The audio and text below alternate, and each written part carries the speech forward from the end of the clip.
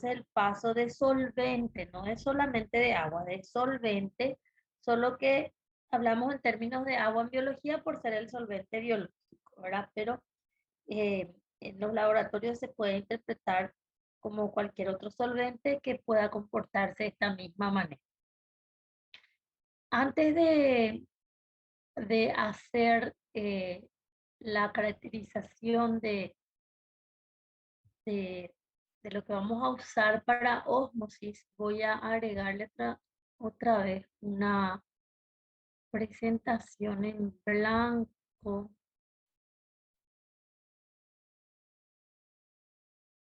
Voy a cerrar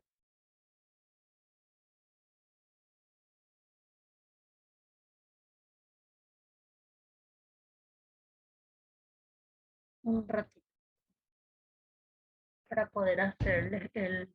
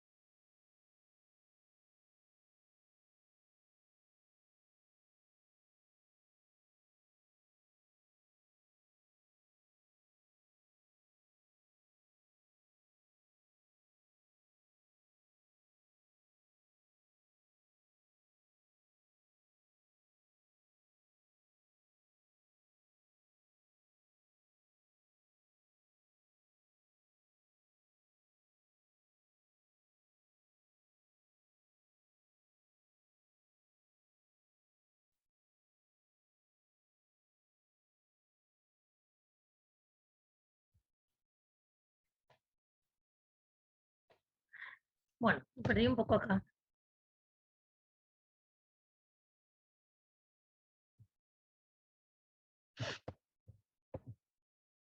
Membranas.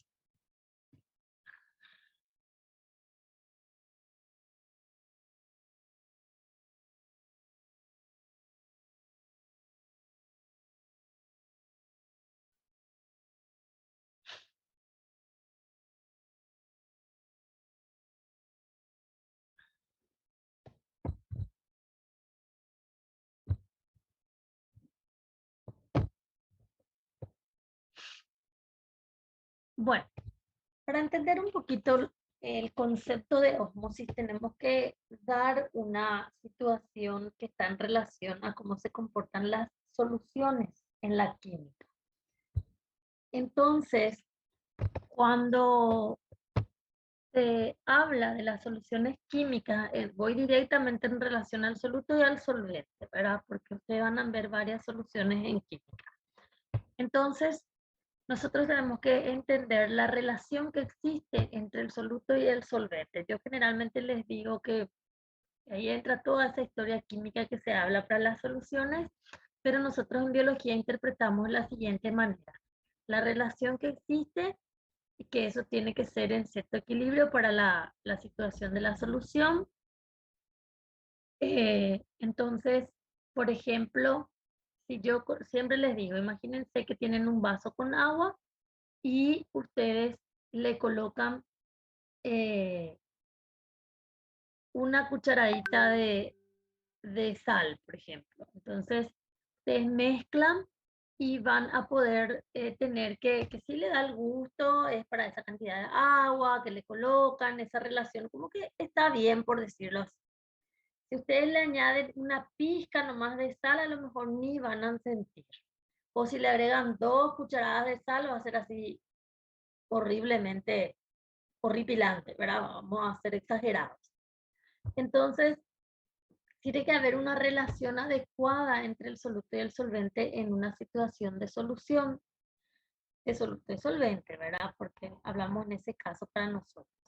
Entonces, por eso se tiene en cuenta en la biología cómo está esa relación.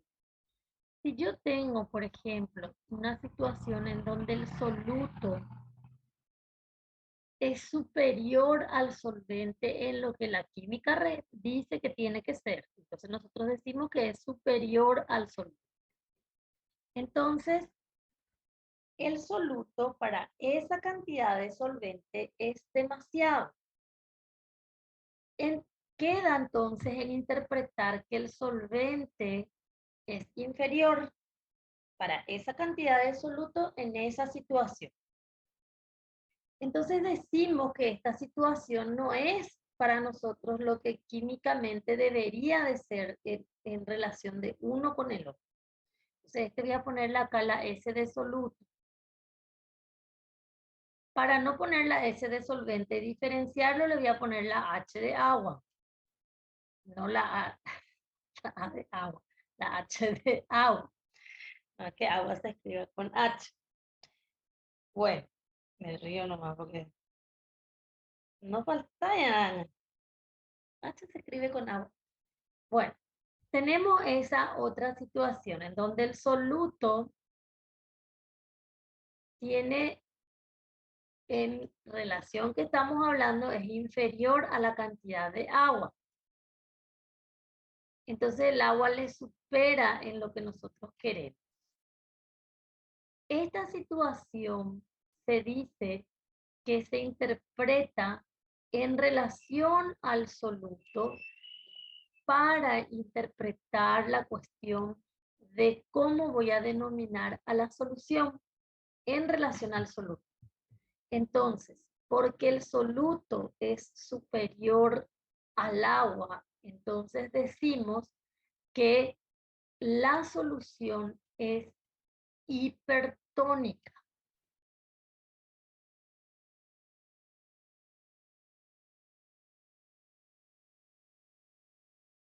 Hipertónica.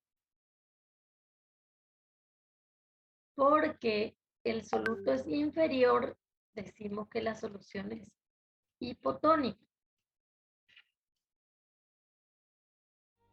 Hipotónica. Esta misma situación se puede tener en cuenta en un sistema biológico en cómo está la célula en relación de lo que es la situación del soluto y el solvente en relación de la célula con su entorno. Y lo que es dentro de la célula, lo que es fuera de la célula. Entonces yo puedo llegar a tener esta situación. Esta es mi célula. Y dentro de mi célula puedo interpretar cómo está esta relación si también conozco cómo está alrededor de mi célula. Entonces se dice que si el medio extracelular, porque le estoy diciendo ahora en términos extracelular, se voy a interpretar el medio intracelular, también puedo empezar de ahí, pero si les dice que el medio extracelular es hipertónico, entonces aquí hay menos agua comparado con la célula. Entonces acá hay más agua y menos soluto. Entonces esto es mi agua. Voy a ponerle la interpretación para que podamos seguir, porque si no podemos confundirme. Este es el agua, la relación del agua. Entonces yo digo, mi medio es hipertónico. Al decir ese medio, estoy indicando algo, un lugar, pero no estoy diciendo medio extracelular, medio interno, nada. Entonces, si la célula se encuentra en un medio hipertónico, entonces le dice, él está en ese lugar, entonces se está refiriendo a su alrededor, porque a algunos le va a decir luego el medio intracelular de la célula, ya va a decir que adentro te está refiriendo. Entonces, en un medio extracelular hipertónico, al decir hipertónico, ya interpreto que hay más soluto que solvente, que es el agua. Entonces, tengo que ver cómo se va a comportar el agua aquí, porque acá estoy hablando de la difusión simple de agua. Entonces, voy a ver que el agua va a tender a moverse más hacia un lado de la membrana, siguiendo el mismo esquema de que no tiene que gastar energía. Entonces el agua tiene que moverse desde donde hay más agua hacia donde hay menos agua. Igual se ve la situación de la concentración del agua, pero para conocer la situación, perdón, de la concentración del agua, yo tengo que conocer cómo está mi relación soluto-solvente. Entonces se dice que cuando hay estas diferencias que no deberían de ser en lo normal, pero sí ocurren, el agua se vuelca hacia un lado en relación a lo que podría mantener un equilibrio. Entonces le dicen flujo neto de agua. O sea, hay un movimiento neto así abismal hacia un lado. Entonces, para entender hacia dónde va a tener su flujo neto, yo tengo que entender cómo está mi situación de solución, o dentro de la célula o fuera de la célula, porque al saber uno de los dos ya voy a poder interpretar la otra situación. Entonces, ¿qué se da? Acá yo miro y digo, acá hay más agua y acá hay menos agua. ¿Por qué por qué llegué a esta conclusión? Porque yo sé cómo es este medio, es hipertónico el medio extracelular, o tengo este dato. Uno de los dos datos tengo y puedo interpretar el otro lado. Entonces el medio, el que está rodeando la célula, es hipertónico en este caso. Entonces yo deduzco que este es mi comportamiento de soluto y solvente a ambos lados de la membrana. Entonces a ambos lados de la membrana es un lado hacia afuera, otro lado dentro de la célula. El agua entonces va a tener un flujo neto, en este ejemplo, de adentro de la célula para afuera de la célula. Entonces vamos a tener lo que es que el agua va a salir de la célula por flujo neto. Entonces vamos a interpretar así.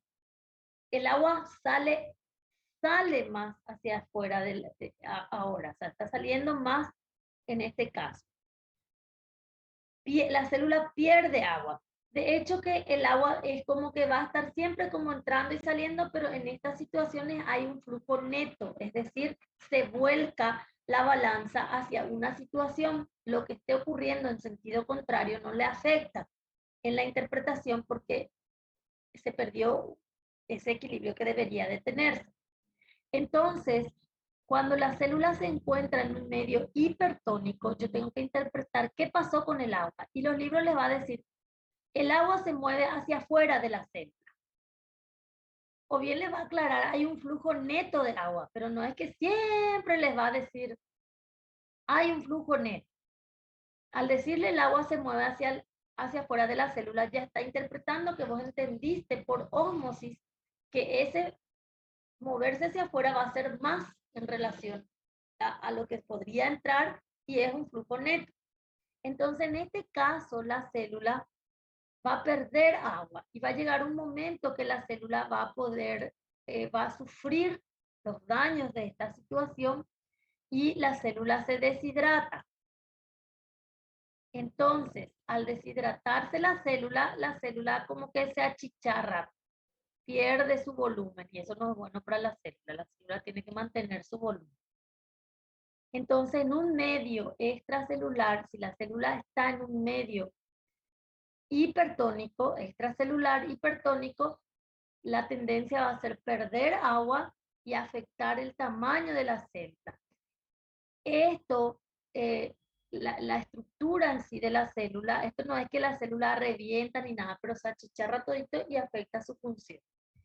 Si yo tengo otra situación, digo que el medio extracelular que le rodea a la célula es hipotónico, entonces voy a poner acá menos soluto y más agua.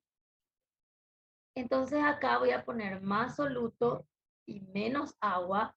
Entonces el agua se va a mover de afuera para adentro, en un flujo neto. Entonces va a llegar un momento que la célula sí puede sufrir lisis, es decir, se destruye, explota.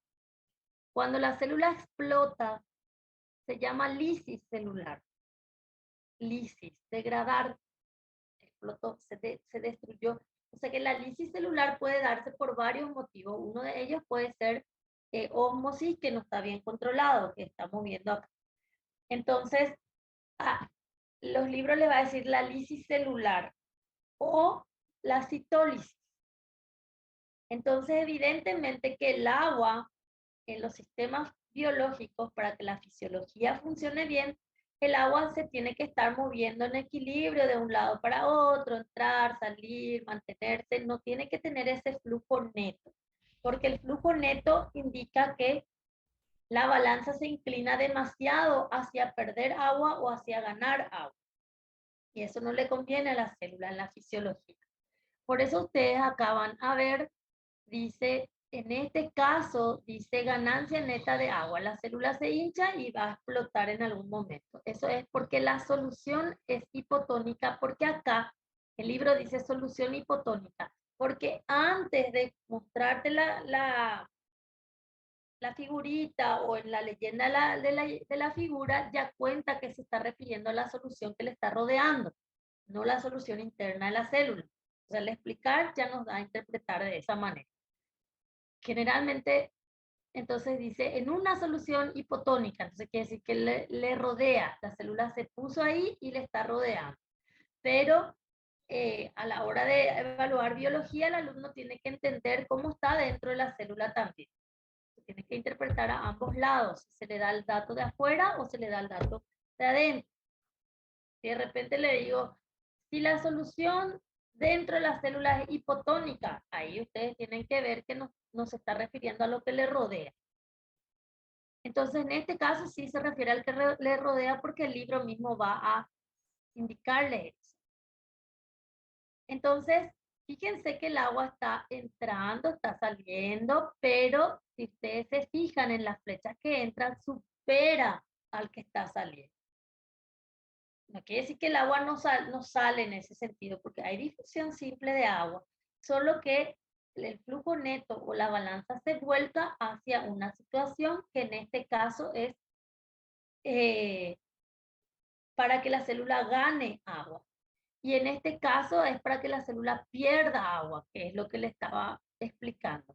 En una solución que se llama isotónica, que todo sea ideal, todo sea en el equilibrio, el soluto entre el solvente, todo esté perfectamente bien dentro de la química, el agua va a entrar, va a salir, pero no va a haber una diferencia para un lado ni otro que le pueda llevar a afectarse a la célula. Entonces la célula mantiene su tamaño. Osmosis es un proceso normal. Ocurre. Esto es osmosis, el paso de agua a través de la membrana.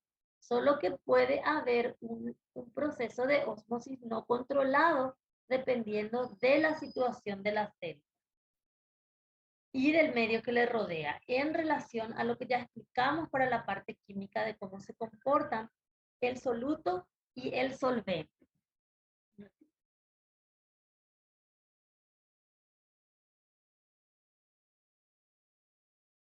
Entonces, les dije, el agua pasa, el agua se mueve. Ahora, ya saben entonces que ósmosis en realidad es un proceso físico-químico de movimiento de agua a través de algo, que en este caso el a través es la membrana. La membrana. Disculpe. Eso ya es para jueves. Desde el lunes estoy dando clase. Para jueves ya estoy con la garganta. Bueno, entonces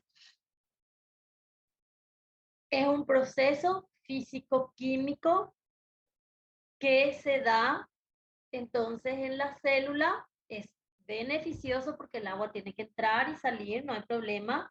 Lo que sí deja de ser beneficioso cuando perdemos una situación de la normalidad y hay tendencia o de ganar mucha agua o de perder mucha agua. Bueno, ahora yo les dije, el agua pasa. El agua pasa por osmosis.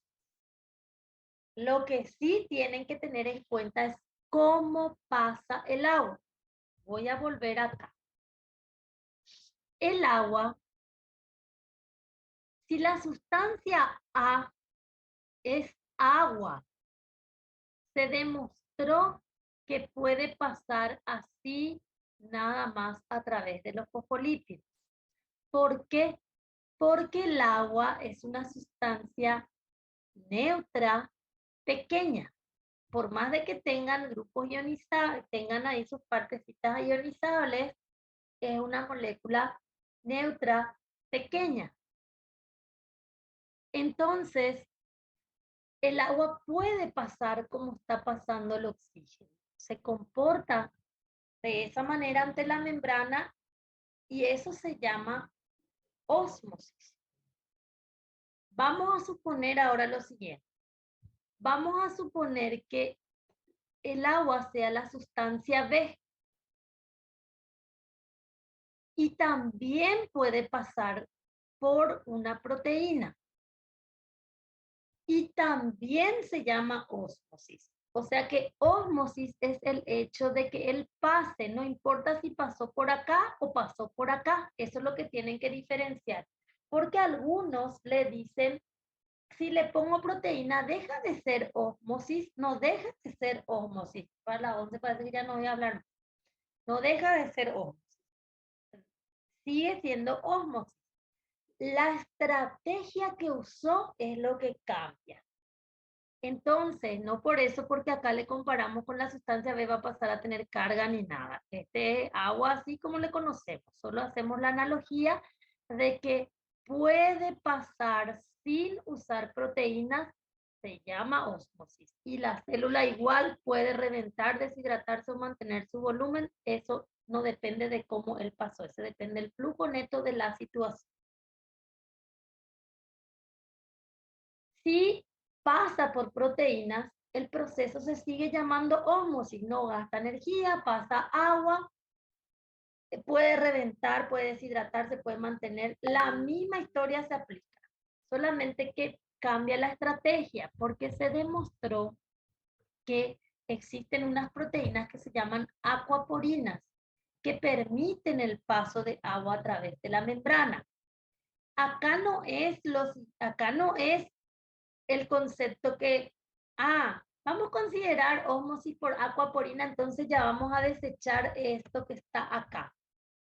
No, no es así. No es que porque existan esto se desechó esto en biología. Las dos formas son válidas para el concepto. Hasta ahora no se propuso nada diferente. No sabemos si después qué va a ocurrir, pero yo creo que ya no.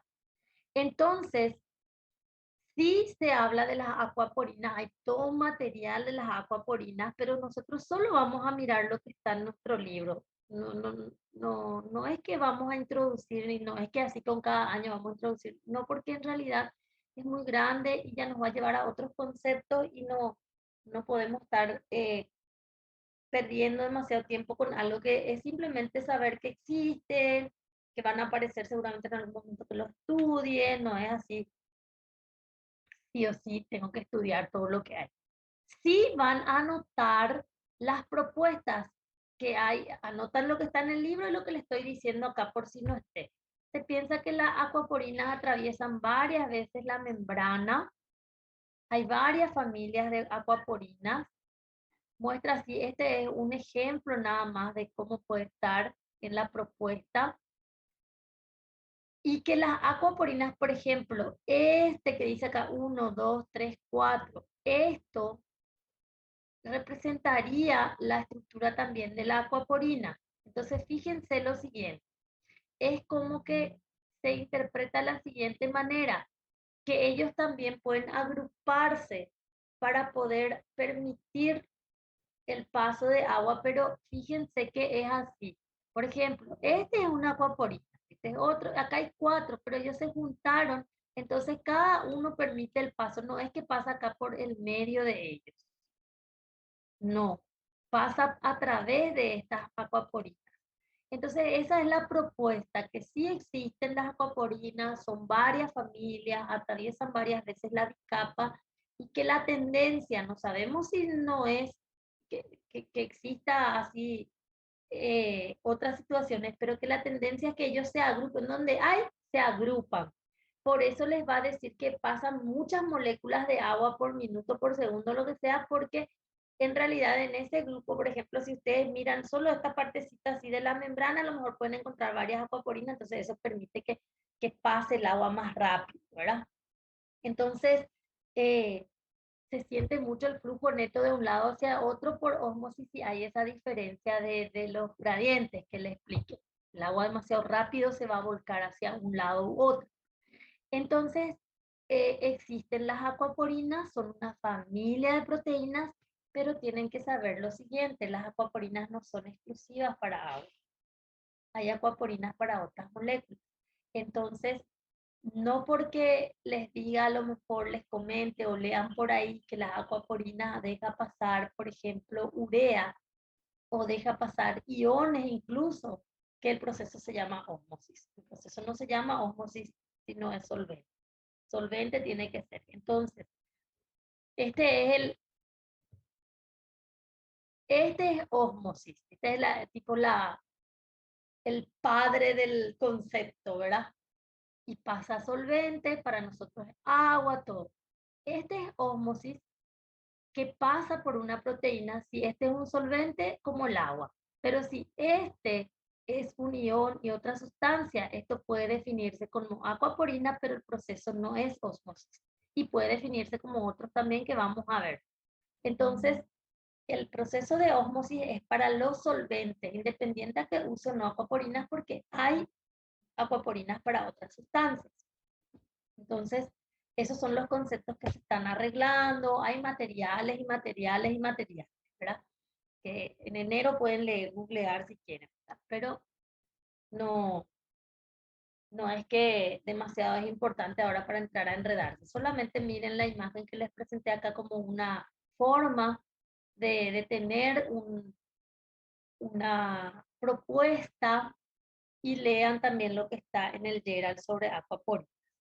Entonces se va interpretando ahí.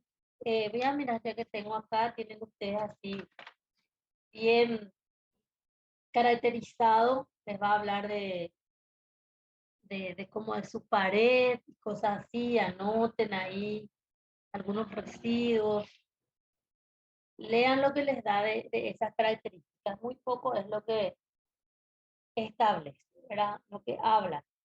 Eh, bueno, ¿qué más? Creo que esto. Ok, ya que tengo el libro, porque a veces se me va un poco, ya les hablé de acuaporina, todo, vamos a pasar a otros conceptos también de membrana. Eh,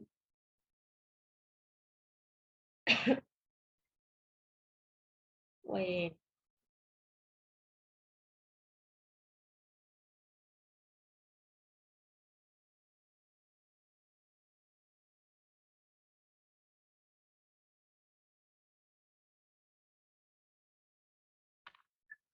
ok, bueno, pasamos.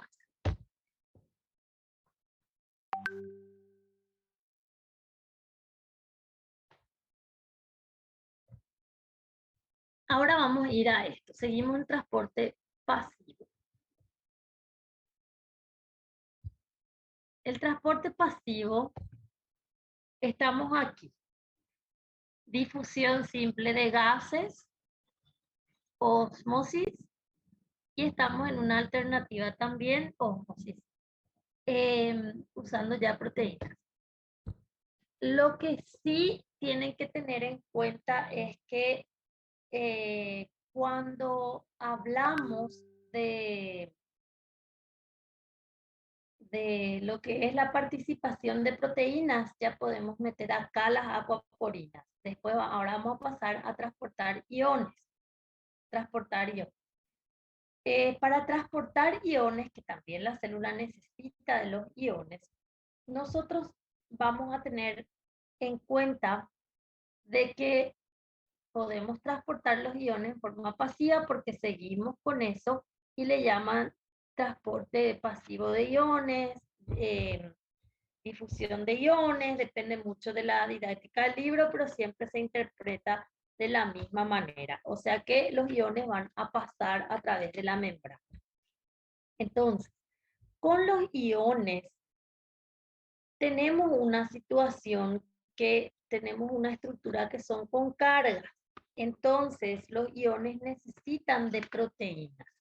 Necesitan de proteínas para pasar a través de la bicapa. ¿Qué ocurre? Esas proteínas adoptan una forma para el paso de esos iones y se llaman conductos iónicos.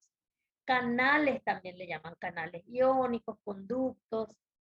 Eh, entonces se interpreta que hay un medio de transportarlo a través de proteínas y esas proteínas adoptan una forma especial que son los conductos iónicos. Hay varias formas de los conductos iónicos que son los conductos iónicos. Voy a ir acá. Los conductos iónicos que son... No,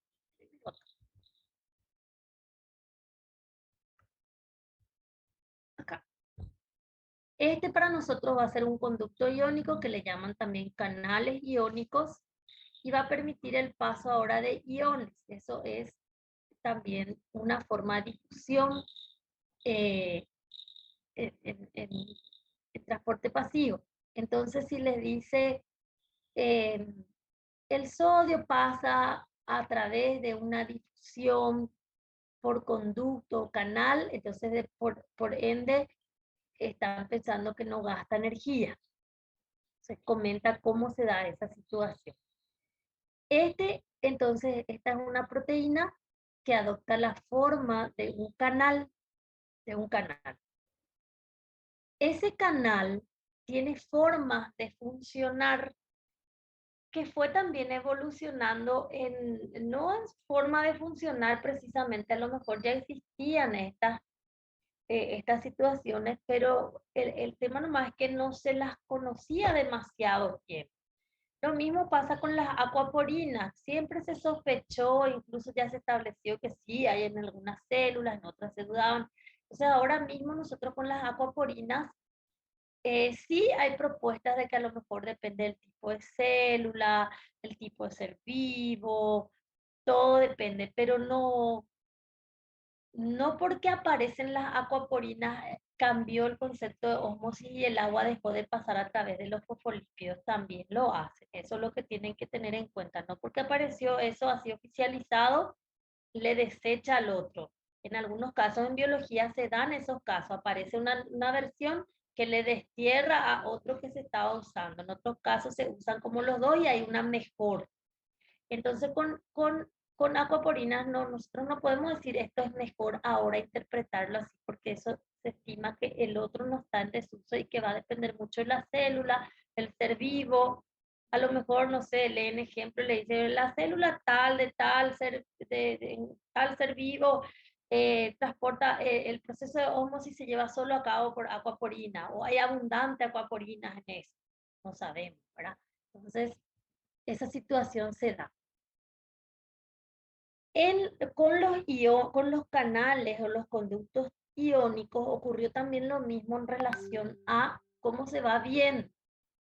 Entonces, estos conductos iónicos tienen su particularidad, tienen su forma de trabajar, son complejos. La forma en que se clasifica para trabajar es una propuesta de la base de su trabajo. ¿Qué quiere decir esto? No quiere decir que no se descarta que sea más complejo eso que se explica. Les voy a indicar. Les indico. Por ejemplo, hay tres tipos de conductos o canales iónicos que se clasifican hoy en día en biología. Y eso depende de cómo funciona eso en el disparador principal de su funcionamiento. ¿Qué quiere decir esto? Ya les voy a volver a explicar. Por ejemplo, Después vuelvo a disparador principal de su funcionamiento. Existen conductos iónicos que se llaman regulados por voltaje. Existen conductos iónicos que se llaman mecanoactivados o activados mecánicamente. Y existen conductos canales iónicos que se llaman activados por ligando. Entonces, son las tres versiones que se utilizan. Acá no hay, este es el mejor. Solo que en los últimos años el más famoso es por voltaje, porque es el que se descubrió, no es el último que se descubrió precisamente, sino que como hay más herramientas, ya se conoce más detalle y le entusiasma más a la investigación antes que ocuparse de los otros que a lo mejor vuelven, se ocupan y encuentran también cosas más raras, más sofisticadas, más complejas y se va aumentando, ¿verdad? Entonces, ¿qué pasa? Con los conductos iónicos, estas son las tres clasificaciones. Eso también depende mucho de la célula, del ser vivo. A lo mejor les va a decir que en la célula tal, el sodio pasa, si es transporte pasivo, siempre va a ser un canal de sodio. Ahora, puede ser que en la célula A, el canal de sodio sea a lo mejor uno regulado por voltaje y que ese es el que abunda, por más de que a lo mejor haya otra situación de canal. Y en la célula B, a lo mejor el que abunda va a ser activado mecánicamente. Pero en fin, dejan pasar sodio en forma pasiva. Esa es la esencia. Entonces, son tres formas de verle. El más famosito últimamente son los regulados por voltaje, son los más famositos últimamente que vamos a estudiar también. Vamos a ver. Entonces, cuando se habla de esta clasificación, yo les dije que esta clasificación es en base a su disparador principal de funcionamiento. Entonces, ¿qué quiere decir? Ustedes no van a encontrar ese término así tal y cual como yo le estoy diciendo, porque esto es más complejo. Por ejemplo, el que es regulado por voltaje quiere decir que los cambios de voltaje alrededor de las cargas alrededor de la membrana hace que él sea sensible a eso y detecte y permita el flujo de iones hacia un lado u otro para poder mantener lo que ustedes le van a llamar más adelante la polaridad de membrana. Pero eso no quita que ese canal esté regulado por fosforilación, desfosforilación y otros factores. O sea que su forma de mirarle empieza por regulado por voltaje. Porque nosotros vamos a conocer en biología los procesos de fosforilación y desfosforilación en proteínas. Y eso puede regular muchísimos trabajos biológicos. No es exclusivo los conductos y los canales. Entonces, si la biología empieza a decir, vamos a clasificar los canales de acuerdo a si se fosforilan o no, es muy posible confundirlo con otras funciones de otras proteínas que están por todo lado en la biología y que también existen las que se regulan así. Entonces, la fosforilación y desfosforilación es un proceso que regula bastante el trabajo de muchas proteínas en la célula y esas proteínas pueden ser también los canales de membrana. Entonces, en algún momento les puede hablar de su estado, de si se fosforila, no se fosforila, que también influye en su trabajo, pero el disparador de su función así en la acción de lo que es del transporte a través de membrana, lo va a tener que hacer en sentido al voltaje o a la regulación mecánica o por un ligando, depende de qué grupo sea. ¿Y por qué les digo la acción de transportar? Porque el tema está en que no es que el canal es un conducto, así como una cañería dentro de la membrana, pero no es que ese está así abierto, así liberado, pasen nomás cuando quieran, sino que se regula también ese proceso, se regula ese proceso. Entonces, ese proceso al regularse se vuelve muy complejo, es como que en algún momento puede estar como que cerrándose, abriéndose, es como una puerta, pero no porque está ahí la puerta sí o sí es momento de pasar, a veces está como bloqueada. Entonces la célula sabe en qué momento va a abrir y cerrar para que se pase de un lado a otro de acuerdo a la necesidad.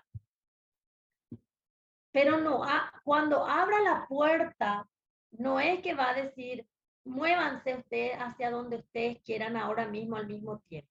Es porque va a regular si se va a pasar más para la célula o se va a salir más de la célula. Es para regular esos procesos de hacia dónde van a estar moviendo en relación a su gradiente para regular los procesos fisiológicos.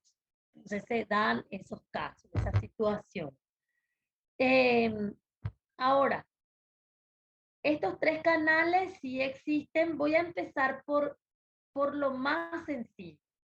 Y después voy a ir a los regulados por voltaje porque ellos son los que, como les dije, son nuestra estrella. Voy a pasar esto y voy a volver.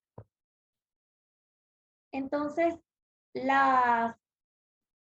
los canales, los conductos iónicos que nosotros estudiamos, los que son, acá no hay así este no es un ejemplo de canal, acá no es para el ejemplo de un canal de membrana. Yo saqué nomás de internet porque puedo adaptar a la hora de explicarle a qué me refiero.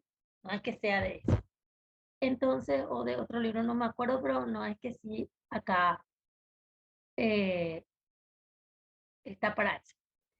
Suponiendo que este sea un canal, suponiendo, entonces este canal está acá regulado mecánicamente por estas proteínas que son del citoesqueleto, que a su vez están haciendo parte del esqueleto de membrana.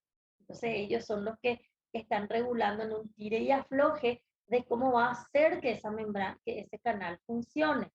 Es más, ustedes no tienen que descartar la posibilidad de que de repente les presente un canal fulanito de tal como mecánicamente activado. Fíjense que en el libro cuando les habla no es lo que les va a decir exactamente fulanito de tal, porque es como que la idea acá es que deja pasar el ion y en forma pasiva y eso es lo importante, ¿verdad? Ya ustedes tienen la fisiología, en la histología, ahí van a ver, bueno, el canal de sodio del riñón funciona de esta manera. Entonces ahí ya específicamente para ese caso van bien, ¿verdad? Entonces, ¿qué pasa? No tienen que descartar la posibilidad de que cuando se les presenta un ejemplo, ustedes tengan de repente una situación, les dice que es mecánicamente activado y o regulado mecánicamente, pero después en otro libro alguien supone que no es, que es de otra forma. Eso también puede existir como confusión en clasificar la forma en que se regula. O incluso se puede prestar a confusión o incluso se consideró que era de una forma y después se descubrió que había sido de la otra forma. Todas esas situaciones vienen también después con todo esto. Entonces, se leen las tres formas de clasificar y se lee lo que está de él con respecto a los ejemplos que tenemos y se le da más hincapié a los regulados por voltaje porque se descubrieron más cosas sobre estos canales en los últimos años por el advenimiento de la tecnología y aparte que a lo mejor algunos ya, los que son mecánicamente activados y así no eran así y eran de la otra forma porque no se podía estudiar bien, nomás se consideró del otro grupo. Entonces, es como que se van arreglando. Aquí, entonces, tomamos de esa manera esos canales, los que son mecánicamente activados. Los que son activados por ligando químico, entonces esto es mecánicamente activado, esto se va a regular, va a abrirse y cerrarse y va a pasar aquí un ion. De eso se va a tratar. Acá los que son ligados, perdón, los que son regulados por ligandos químicos, estos van a estar, a veces no están en el cuerpo central del libro, pero están en perspectiva humana o en la parte experimental y hay que leerlo si lo estamos mencionando. Entonces, tenemos que tener en cuenta, por ejemplo, el receptor nicotínico de acetilcolina es el clásico, tiene varias subunidades que tienen que usted anotar sus subunidades y su estructura de acuerdo a lo que le explica nuestro libro. Si no le explica mayores detalles, no hace falta que busquen, pero los detalles que tienen que mirarlo. ¿Y qué es lo que implica esto? Que la acetilcolina es su ligando químico. ¿Qué quiere decir eso? Este es un receptor ¿Qué es un canal? Un receptor canal. Entonces, fíjense, los canales pueden ser receptores a su vez. Y los receptores pueden ser canales, pero no siempre es 100% esa relación. No porque usted alguna vez lee el receptor, proteína G, no es un canal. No porque sea receptor, usted ya van a decir que sea canal. Específicamente se va a decir quién es. El receptor nicotínico de acetilcolina es el que funciona también de canal. Entonces ustedes le pueden estudiar en membrana como canal y le pueden estudiar en señalización como receptor. Y no porque sea canal, sí o sí, todos ya tienen capacidad de recepción, de receptor, así. Entonces, ¿qué pasa? Este es un compuesto químico que viene y se une a su receptor, que es el receptor nicotínico de acetilcolina. Entonces, ese al unirse regula el trabajo del canal, está trayendo un mensaje y le dice, ábrete para que pase un ion. Y ahí les va a mostrar, por ejemplo, que puede ser el ion sodio. Ustedes pueden leer ahí que es un conducto iónico. El sodio es el que está pasando en transporte pasivo. En transporte pasivo. Y específicamente para el receptor nicotínico de acetilcolina, les va a dar que introduce, ¿verdad? O si no es específicamente este, si es un receptor canal, se puede interpretar que puede dejar salir o entrar, entonces, si no se especifica bien cuál es el ejemplo concreto, ¿verdad? Entonces, ¿qué pasa? El transporte siempre es pasivo, no se olviden que se recepciona una estructura química y ahí funciona el canal. Puede tener otras formas de regularse, pero su disparador va a ser el ligando químico, que en este caso, en este ejemplo, es la acetilcolina.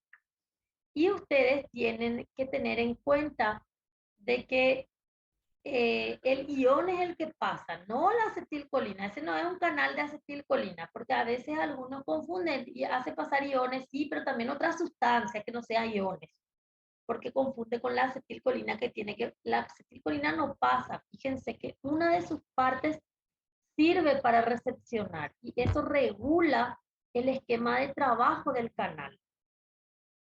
No regula el, el paso de acetilcolina, sino que el paso de iones.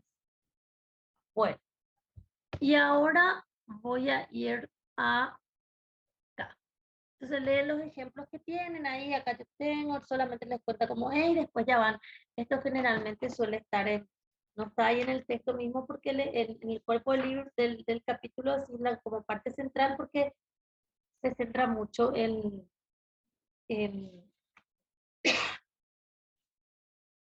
en la parte de regulados por voltaje. Bueno, entonces van al lugar donde se tienen que dirigir cuando le van a buscar a la acetil, el receptor nicotínico. Estoy buscando en la si él está en perspectiva humana o en qué. En vía experimental está. En vía experimental, van a tener que leer toda la vía experimental para sacar la idea central, donde encuentra algo de la estructura, que es lo que a nosotros nos interesa, y la función en sí, eso es lo que ustedes van a anotar. No hace falta que el experimento, ni que en qué año se hizo, ni qué universidad, ni que... Claro que van a leer para tener esa cultura general y les abra la mente, pero no se trata de saber biología sabiendo eso. Hay algunos sí que les encanta y parece que retienen más eso que la esencia en sí. Bueno, entonces, ¿qué pasa? Vamos a ir a las que son las estrellas de este capítulo. Los canales iónicos, conductos iónicos, no es de este capítulo, de esta parte. Hay muchas estrellas acá. Homos y estrellas también. Bombas son estrellas también, vamos a ver más adelante. Entonces, eh, cuando hablamos de los conductos iónicos regulados por voltaje, ahí tenemos que tener en cuenta que nuestro disparador va a ser un cambio de la carga a ambos lados de la membrana. Se va a entender como un cambio de voltaje.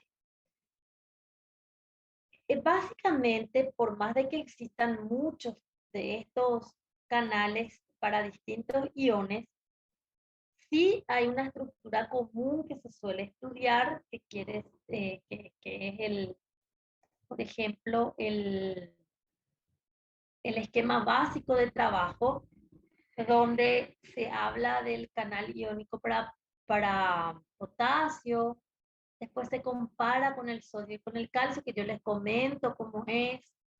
Entonces, ¿qué pasa? Nosotros no estudiamos situaciones para enfocar en la evaluación desde procariotas.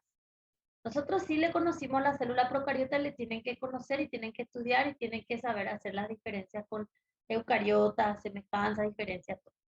Pero cuando entran así en los capítulos específicos de membrana y empieza a hablarle, por ejemplo, de procariotas, nosotros no estudiamos para que ustedes rindan de procariotas. Ustedes lo que estudian de esas situaciones, como el caso que les estoy contando, es de eucariotas, pero necesitan leer el otro por si le compara.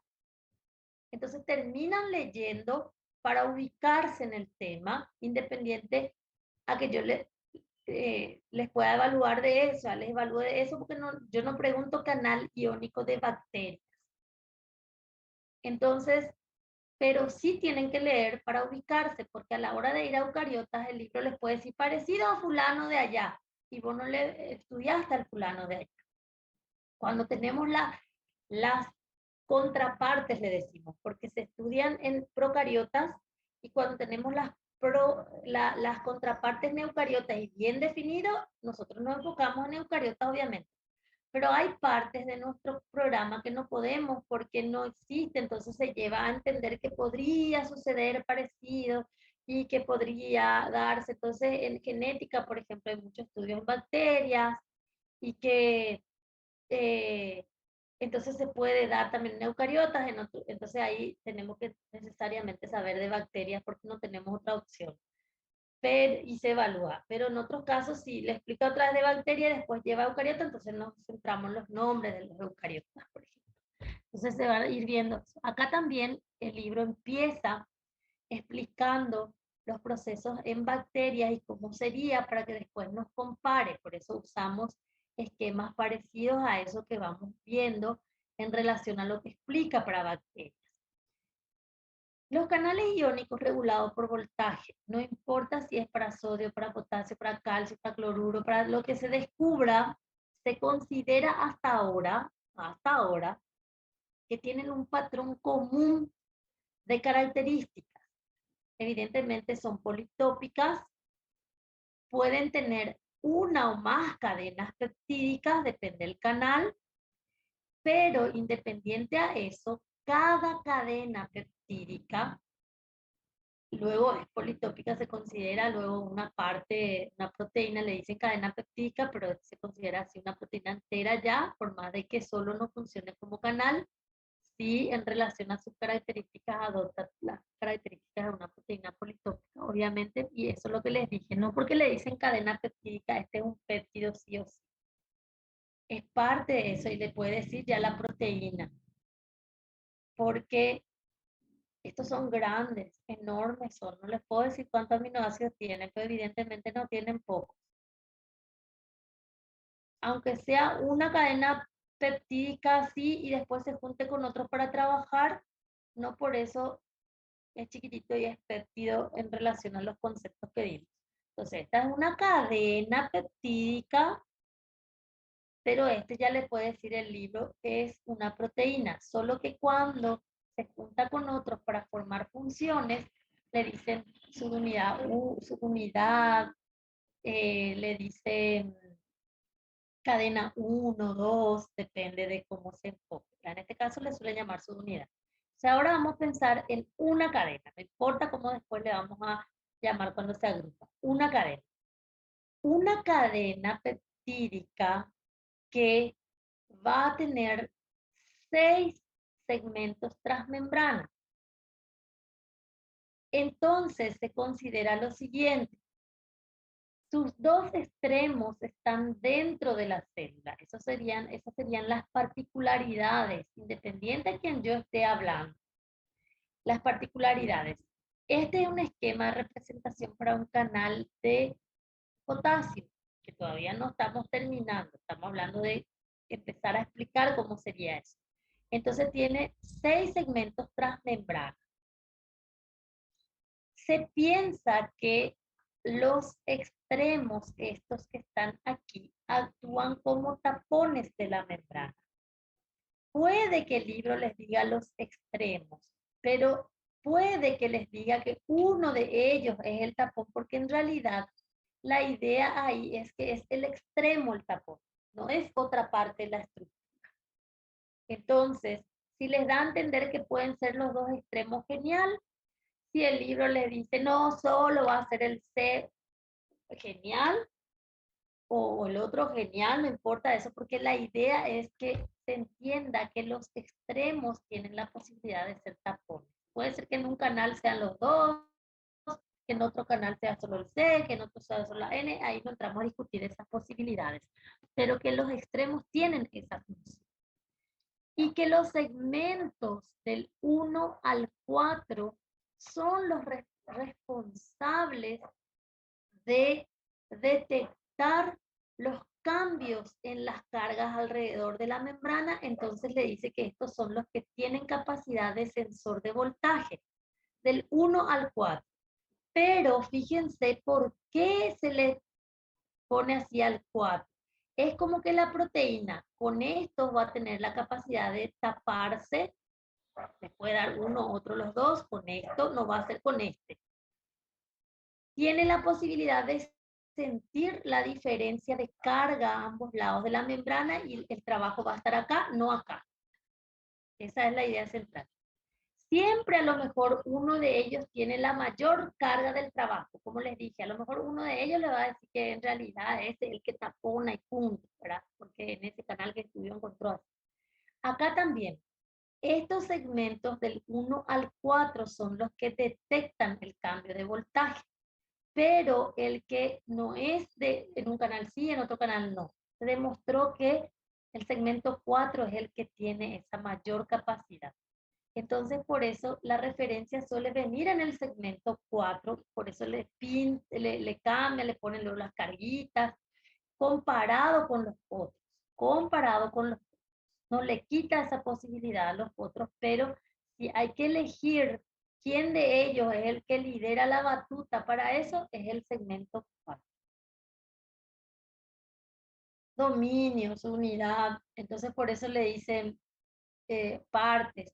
Entonces, en una cadena peptídica, cuando se dividen los trabajos, muchas veces se le designan como dominios.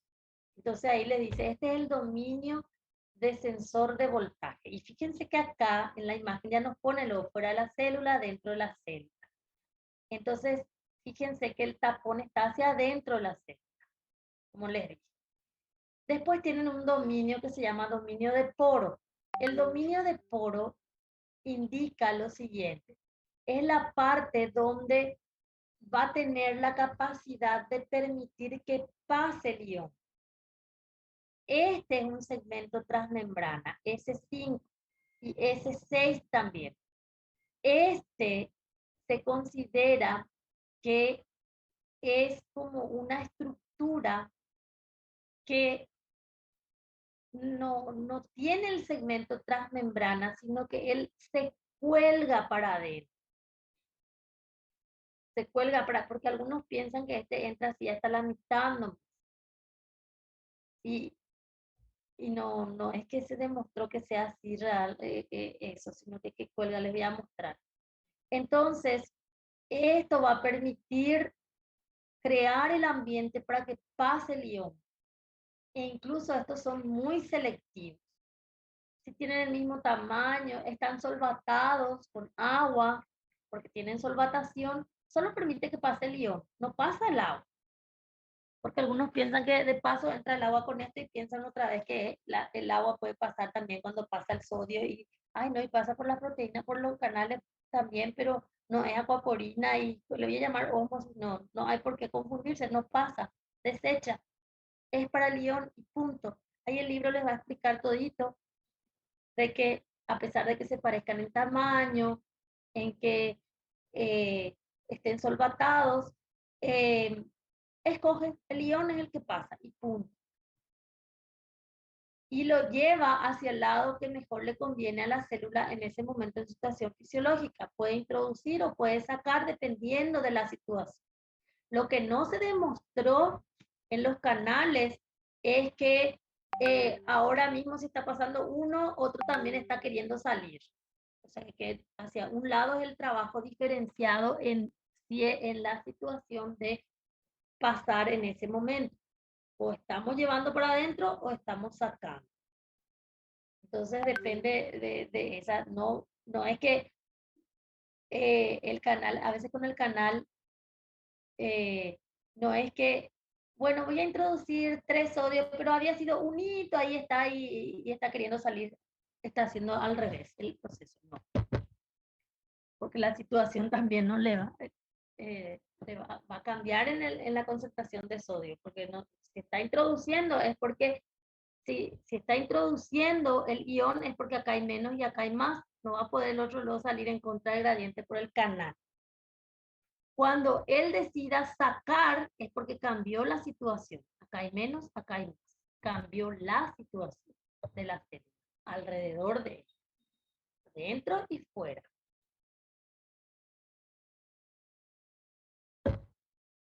Bueno, este segmento acá les muestra el S4 cómo está caracterizado. Entonces van a leer estas características de qué es lo que abunda ahí, que le permite sentir el voltaje, los otros también pueden hacer, pero acá es donde se caracteriza esto, entonces les va a hablar de eso. Y aquí, en la parte del poro, vamos a analizar también lo que ocurre. Entonces, esta es una proteína típica para un canal de potasio. Acá no hay todavía canal. Entonces, esta es una proteína típica para un canal. Tiene esta cadena capaz de taponarse, de sentir el voltaje, de tener la estructura para que pase el ion, todo, pero él no es un canal. Ahora, en este caso, estas se juntan para formar un canal. Entonces, en el canal de potasio, de la propuesta que tenemos, hay 4 subunidades. Entonces le llaman, hay 4 de estas cadenas que se unieron para formar el canal. Entonces le llaman subunidad o parte o subunidad 1, 2, 3 y cada cadena tiene su dominio. Entonces, uno de estos que está acá, este es uno de esos, este es el otro, así los 4 y cada uno de estos pedazos son como la estructura que acabamos de ver acá. Cada uno tiene su capacidad de sensor, de tapón, de poro, pero no funcionan solo como el canal. En este caso del canal de potasio se tienen que juntar 4 de ellos y acá les muestra cómo se forma la cavidad central por donde va a pasar el ion. Por donde va a pasar el ion. Entonces este es un esquema de otro libro, de otro libro, pero saqué de internet, o sea, de otra literatura que está ahí. Esto es lo que les muestra. Estas son las partes, por eso le dicen 1, 2, 3, 4. No es que se cuenta sí o sí en este sentido, sino que hay 4 partes. Esa no es una regla. Pero fíjense, estos son los 4 segmentos, les muestra. Y acá le pone luego el cuarto sensor de voltaje, porque él está asumiendo que él es el que está, a lo mejor en este libro toca desde la perspectiva que él hace eso. No le desmerita a los otros, pero está tomando que él es el que hace. Y este es el 5 y el 6. Y entre ellos está el otro que sirve como poro, dominio de poro. Entonces la P. Entonces, las 4 cadenas tienen esa parte y acá se juntan las P para que ahí entre el ion y genere el ambiente en el interior del canal para que pase el ion, porque ese tiene carga y tiene que repeler también el agua. Entonces, ¿qué es lo que tenemos que tener en cuenta? Y acá les muestra cómo podría funcionar el tapón y le dice así, péptido de desactivación, dominio citoplásmico, ventana lateral, fíjense todo lo que le da. No es así tan simple. Incluso le habla de estas estructuras porque es como van a taponar o no, entonces le va a indicar cuáles. Incluso puede darse caso que les diga que están regulados por fosforilación y no, si no se da ahí en ese capítulo, a lo mejor aparece otro lado, no sabemos si es justo para ese canal o para otro, pero son complejos, no es que sí o sí de una vez, yo lo estudié y sé que tiene sensor de voltaje, sé que tiene dominio de poro, sé que sus extremos actúan de tapones, algo regula en su función, y no por eso que ya sé todo, pero sé la base, conozco la base. Este es un esquema de propuesta para un canal de potasio que se conoce que es regulado por voltaje. Asimismo, se piensa que son también los canales de sodio y de calcio regulados por voltaje. No les puedo decir de cloruro porque no, pero se piensa que son todo parecido, obviamente. Pero para calcio y para sodio sí ya hay propuestas que van a notar porque no está ahí precisamente, pero para calcio y sodio es igualito a este el esquema, pero es una sola cadena peptídica que se divide en 4 partes. O sea que este no termina acá, vuelve a empezar, continúa la cadena y vuelve a empezar otro igualito a este esquema. Termina otra vez siendo 4 lo que necesita, pero ahí es una cadena que se organizó en 4. Acá son 4 cadenas que se organizaron en 1. Entonces, en la función del canal, acá tiene en el de sodio, en el de sodio y de calcio son una cadena, pero que se organizó de la misma manera como si fuese que están los 4. Entonces, independientemente si es una cadena o 4, la estructura básica de interpretación es la misma, porque las otras partes de la misma cadena se dividieron otra vez de la misma forma, para sensor, para dominio de poro, para regular para tener el péptido este que regula la entrada y salida, que le llaman tapón a algunos, otros le llaman de otra manera. Y otra cosa también que se encontró que es común en ellos, es que ellos tienen, y especialmente se habla en la estructura del canal de potasio que se estudia, que es que se tiene un pentapéptido conservado. Esos aminoácidos tienen que saber, por eso están así en esta sigla. Acá les muestra así 2 porque muestran la estructura desde los procariotas, todo eso, que forma el filtro de selectividad, porque su nombre lo dice, selecciona que tenga que ser el ion que quiere transportar, que es el sodio en este caso, y que no pase el agua tampoco, ni que pase otro parecido a él como el sodio. Solamente ese filtro de selectividad, entonces tiene, fíjense que acá muestra 2 porque muestra 2 cadenas. Entonces cada uno de estos tienen estos aminoácidos. Se encuentran ahí los 4 en la parte cuando se forma el canal mismo de potasio. Entonces, cuando se habla de este filtro de selectividad y se habla del pentapéptido conservado, de los aminoácidos conservados, ustedes ya saben que no es que le dice el pentapéptido sí o sí, ¿no? Tiene unos aminoácidos conservados y se demostró que es un pentapéptido, ¿verdad?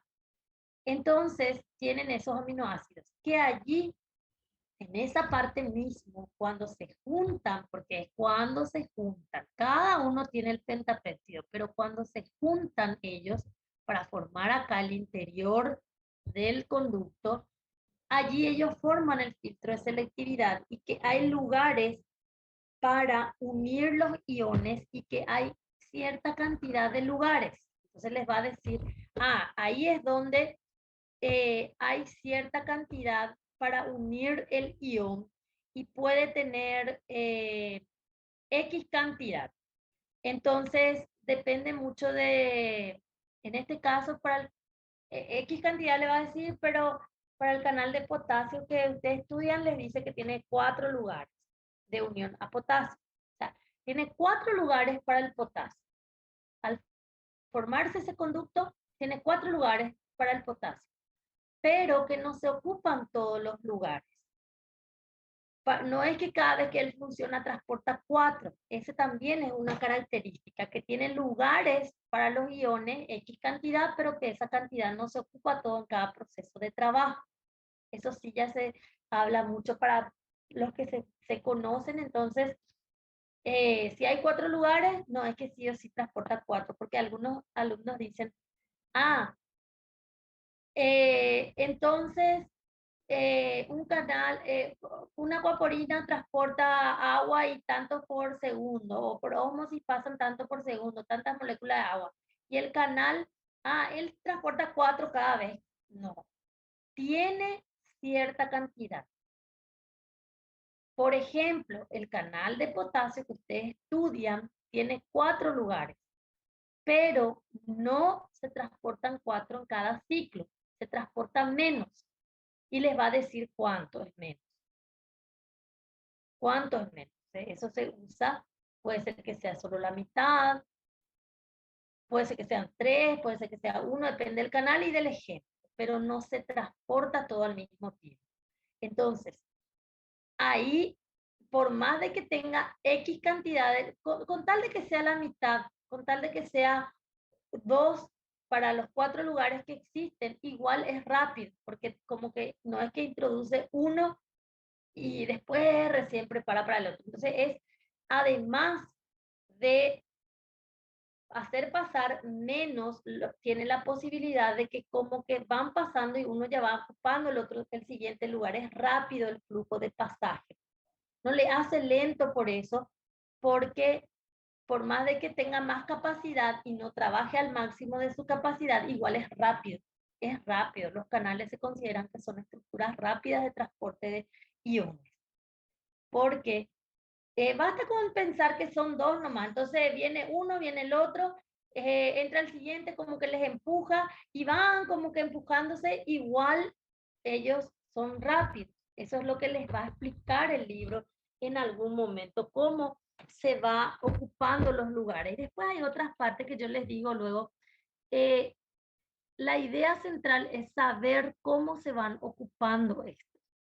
El libro empieza explicando, bueno, viene fulanito y se ubica en tal parte, y después viene sultanito y se ubica, y después viene y le, ay, parece tan lindo hasta el primer punto, y aparte decimos, ay, ¿cómo se entiende esto? Qué lindo, y después ya empieza a enredarse, ya no entendemos nada.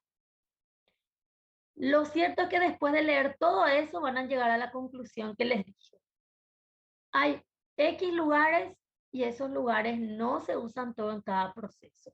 Es menos. Y ahí van a usar lo que le dice el libro. Si me dice 2, si me dice 3, si me dice 1, si no me dice exacto, tengo que tener la capacidad de interpretar cuánto más o menos, pero 4 no puede ser.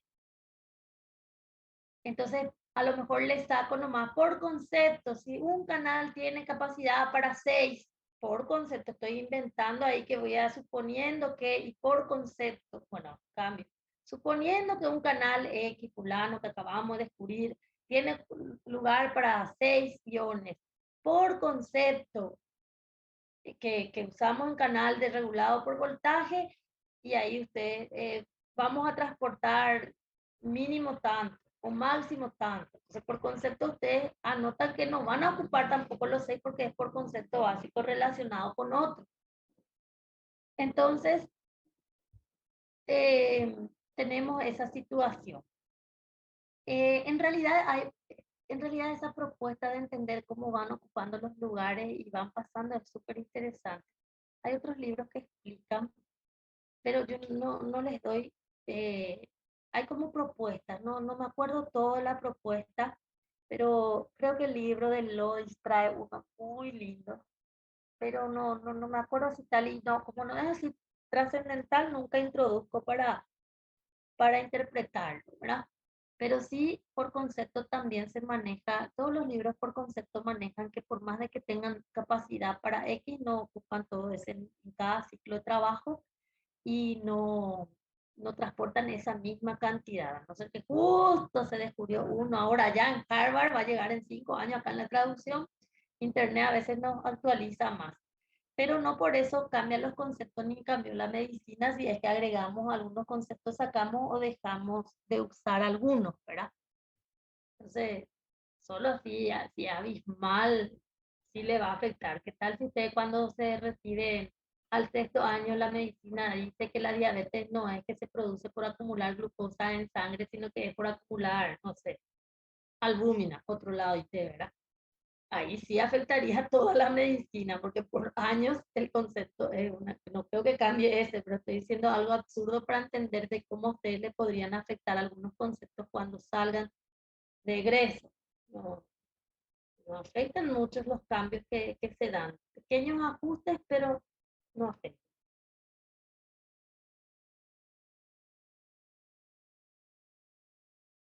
Bueno, entonces, así funciona un canal iónico regulado por voltaje. Ahora vamos a hablar un poquito de este caso para quedarnos hasta aquí porque vamos a ver transporte pasivo, perdón, activo recién en la siguiente clase. Demasiado mucho ya aprovechamos hoy. Yo tengo clase otra vez con enfermería, ya no voy a hablar más de eh, entonces, vamos a ver esto. Este sería el caso para que hoy nuestro cerebro, la semana pasada nuestro cerebro estaba en la estructura de la membrana y continuamos hoy. Ahora nuestro cerebro va a estar en transporte pasivo y la semana que viene en transporte activo. Bueno, acá, este es el caso que vamos a estudiar ahora. La sustancia C. La sustancia C va a ser alguien sin carga, que es grande, puede ser con carga, porque puede ser aminoácido y justo es con carga, pero es grande. El tamaño es lo que ahí le limita. Entonces, también para poder transportar este tipo de sustancias, antes de irme ahí, ahora que vi otra vez, este es el esqueleto de membrana, este le cambié de lugar en relación a lo que les mostré hace rato, porque me desordené seguro en algún momento con mi presentación y cambié de lugar. Eh, Acá tenemos lo siguiente. Les hablé de la banda 3.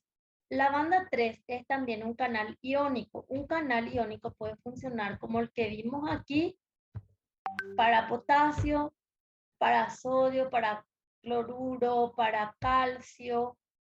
Pero, por ejemplo, si es el canal de potasio, puede introducir potasio a la célula dependiendo de la situación del gradiente o puede sacar en otro momento dependiendo siempre de la situación del gradiente.